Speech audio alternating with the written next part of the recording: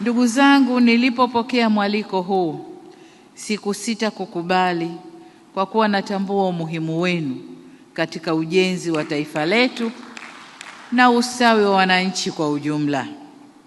Vile vile, hii kwangu ni fursa ya kukutana nanyi baada ya kumaliza kampeni na uchaguzi mkuu. Najua mlikuwa nami mwanzo mwisho kwenye kampeni.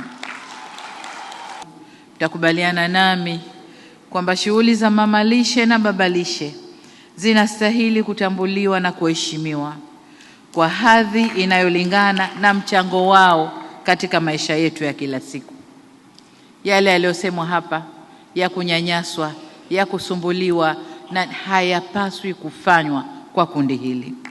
Ni kundi linalotupa uhai unaotufanya tuendelee na maisha yetu ya kila siku. Wao ni sehemu ya mfumo unaobeba uhai, afya na ustawi wa wananchi. Kwa hiyo tunawaheshimu na serikali itasimamia heshima yenu.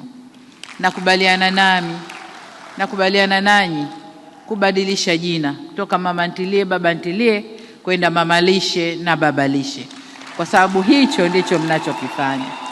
Nakubaliana nami, na hilo sasa ndio jina rasmi la sekta hii ya kazi za kiuchumi ndani ya nchi yetu.